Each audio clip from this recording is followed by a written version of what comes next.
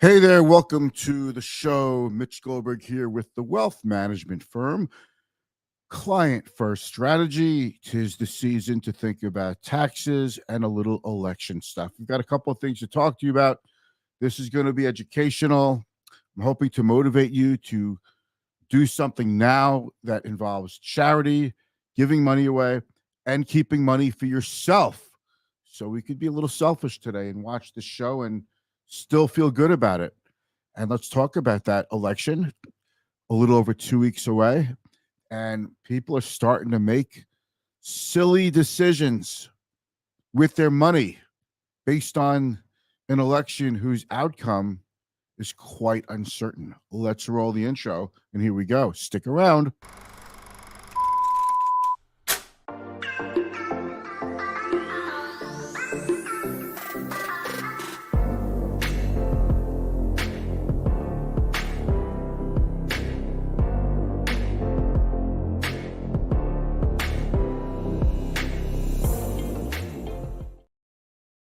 We're back. Thank you so much for joining me today. My name is Mitch. You are so welcome to join me here, and I am so appreciative that you chose to spend some of your valuable time with me right now. And if you're watching this in live stream, great. If you're watching it in the replay, that's great too. It's the same show for both of you. If you have any questions, please ask in the comments below. Say hello. You know the whole thing with the likes. If you like it, give it a heart, whatever. Comment, ask questions. These things all they help the algorithms spread the show to other people, and the rest of your contacts can see it. This will only benefit them. That's all. This is not a sales show. This is a show to help everyone. If you think I'm the guy for you, well, you're welcome to give me a call. If not, that's okay. I want you to do well and be happy with your service provider for financial services, because when consumers are happy, it's good for everybody. Let's talk about 'tis the season to do some tax stuff. All right. Couple of things. First, let's talk about giving money away. And I'm going to start with this. 'Tis the season to think about giving money away to charities. It's a very important time. And charities, they always need your money. They need it. They do good work. And it's important. Where would we be today without all of the charities that we have in this country? Where would we would not be in good shape. Charities are doing a lot. They know how to distribute money, and there's a lot of good ones. What I want you to think about there's going to be a big drive, as there is every year around Christmas time, for charitable foundations, charity. What you could do, okay, what you could do is give money away, appreciated stock. A lot of us have stocks that are up a lot. Now, with the stock market up at all-time highs, my one of my partners, Andrew Morgeson, said that we've got, had about 40 or 50 fresh new highs in the market this year, the S&P 500. By the way, you cannot invest directly into an index, but you can invest into a security that tracks you, mimics an index. He said so many highs this year. Who would have thunk it with all the predictions made earlier in the year? That's actually what my post was about on LinkedIn. I'll show you that in a minute. So we didn't talk to each other about each other's posts. We just happened to post about the same exact thing, which is pretty cool that we're on the same wavelength. But you all have stocks that have appreciated, or most of you, or some fund shares or an exchange traded fund, whatever it is. I'm talking outside of an IRA or other qualified plan like a 401k or a simple IRA or something like that. But right now, this is the highest stocks you've ever been. So the odds are that if you're an investor, you have appreciated stock. So if you are going to give money to a charity, you might dip into your cash reserve, your checking account, your credit card, give the charity a donation. Because you don't want to sell a stock because you don't want to pay the taxes on the gains. Well, here's the thing. You could actually give some shares away. For example, if you're up in one of the Mag 7 stocks like NVIDIA or Facebook, 2 home runs this year, you could peel off a few shares and give those directly to charity. You'll get the charitable deduction if you're above and if you itemize, and the charity will get the stock and sell it for no at no cost basis and no taxable implication for them. So giving away giving away money could be a lot easier for you if you realize you could give away appreciated stock. Again, a lot of people don't want to sell stock because it's a taxable event. They're not sure. They think it's a pain in the neck to do this. It's actually pretty easy to give stock to a charity, and everybody's set up to do this. All of your financial service providers and all the charities are set up to take appreciated stock. So they'll be happy to do it. So that's one thing. You all have appreciated stock if you're an investor this year to make your charitable contributions. You could give stock away. You could give 1 share of a stock. You could give 100 shares or more. So, giving away appreciated stock is not just for the wealthy. Okay. Think of it this way. I've got this terrible cough I'm working on. I'm starting Advair tonight, just so you know. Think of it this way. If you have a stock that's gone, that's up, you paid $50 a share, now it's 100. You have 100 shares, you have a $5,000 gain, or maybe, $10,000 long-term capital gains, right? I'm not your tax advisor. Please consult your qualified tax professional. I'm not a qualified tax professional. I don't give tax advice unless it has something to do with the job I have and like advising somebody if they should put money into a 401k or a Roth IRA or something like that. But, instead of selling the stock and getting hit with the taxes and then giving the stock, what's the money that's left over, you just don't have to pay the tax when you give away the stock in this example. And the charity gets more money and you are not out of pocket for any less. How cool is that? All right. So there you go. Another thing you could do is if you're over 70, you can give away what's called a charitable distribution, charitable qualified distribution. I mixed that up. QCD, qualified charitable distribution. You get the point. Even though the IRA required minimum distribution ages have gone up, the age has gone up to make an RMD, but the age to make a QCD has stayed the same the year you turn 70 and a half. So if you were going to take money out of your IRA,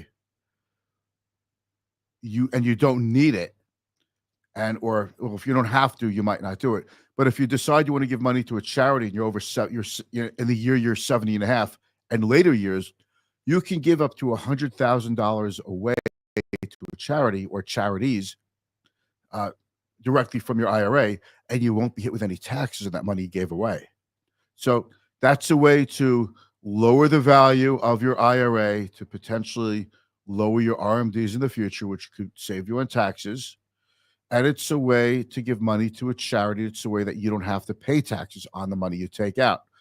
So qualified charitable distribution is a really great tool. I have clients who will once in a while say, I don't even want the money or need the money for my IRA. I wish I didn't have to take it. Here is a form for you to fill out. I'll fill it out for you. All you have to do is sign it. Okay. And we'll make the qualified charitable distribution and everybody's happy. So that is another thing to do. Another thing about taxes. Everybody complains and bitches and moans at tax season around April 15th, depending if it falls on a Saturday or Sunday or not. I have to pay in taxes. What could I do to reduce taxes? I wish I'd done something last year. And that's the problem. If people always say, I wish I did something last year. Why not do something this year? So that come next April, you'll have done something. A couple of things you could do. If you're an investor outside of 401k plans and other qualified plans, maybe you have stocks that are down in market value. You could do what I like to call a, sell and upgrade. Maybe it's not such a great stock, or maybe it's not the best stock in its particular sector. You could sell the stock, take the loss against gains, and put that money into something that could do better. Or put it into an ETF or some index fund or something and swap it back on the 31st day into the old investment. You see, when you take a tax loss on any investment, you have to wait 30 days to buy it back. So on day 31, you can buy it back. If you buy it back before then, you violate the wash sale rule, which means you don't actually get to claim that loss. Now, if you don't have losses to write off against gains, you could use up to $3,000 of investment losses against your taxes as a tax deduction. And you could carry losses forward for the following years if you don't have gains to use them against. Well, you could use them against gains, or you could use them against your income taxes. If you have gains, let's say you take a $10,000 loss now, and you don't have that much gains, you could write off some of it against your gains, take the $3,000 deduction, the leftover you could use next year to deduct against your gains or your income. So lots of ways to do that. Of course, we all want just winners, but that's not always the case. Mutual funds do their tax loss selling by the end of October. So if you really want to do tax loss savings, we're in the month to do it. And by the time you get into November, a lot of the tax selling are baits on stocks that are down. In other words, by this year and an up year, stocks that are down are probably going to go down more from tax selling, and stocks that are up could go up even more because people want to put money into the stocks that are up. And because I have to say some mutual fund managers might, and other fund managers might window dress, and they want you to think that they had the big winners this year. So they might put even more money into those. So the winners win more, the losers lose more, but that starts to change a little bit with the losers after October. So if you want to take a tax loss, I think now is the time to do it. So that's one thing. The other thing is you could make a catch-up contribution to your 401k at work. Let's say you could have put in more money into your 401k plan through your job.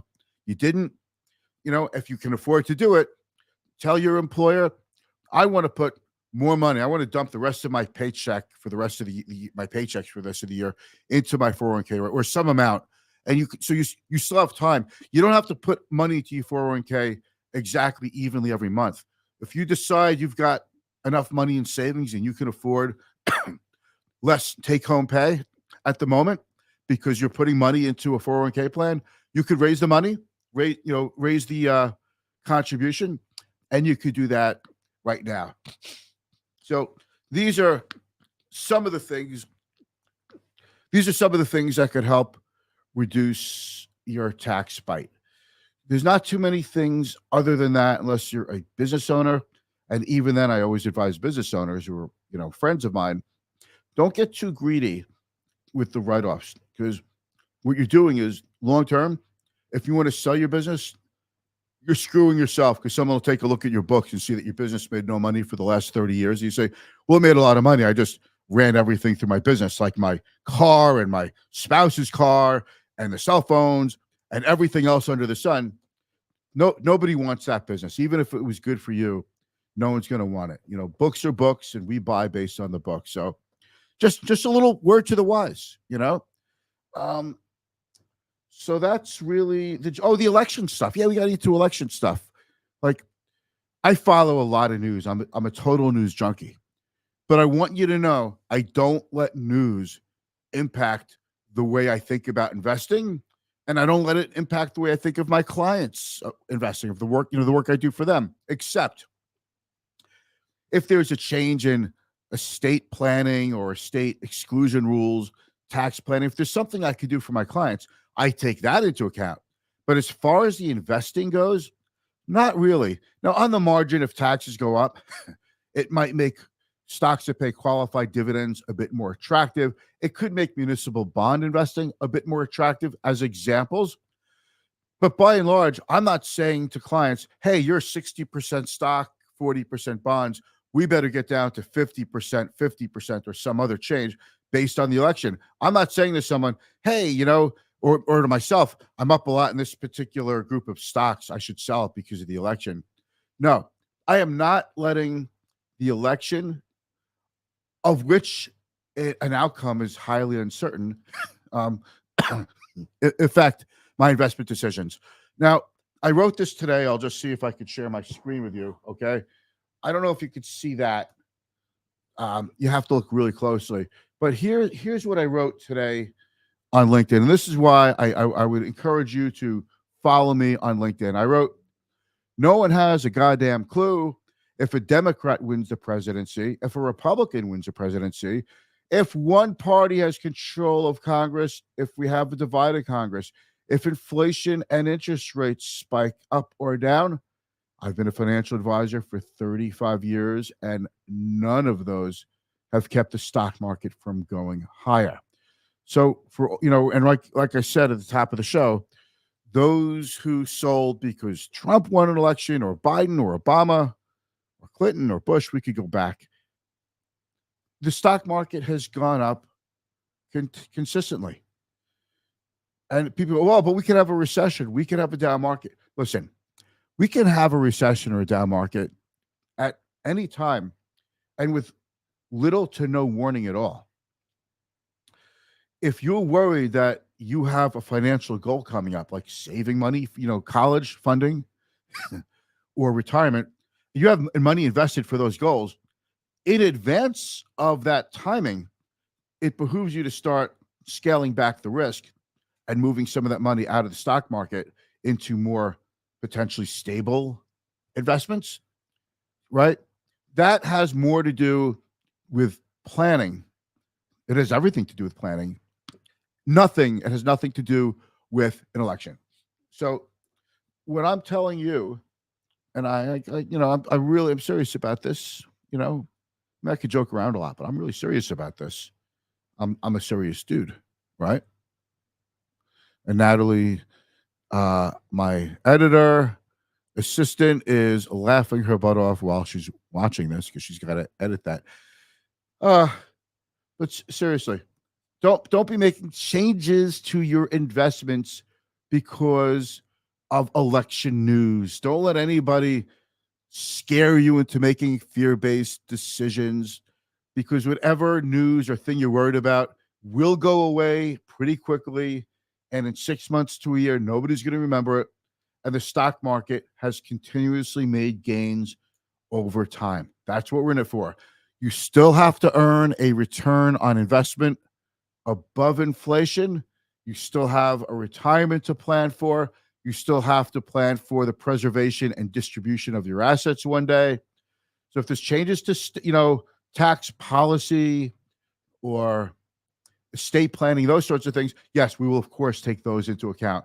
But we're not making investment decisions one way or another based on the election.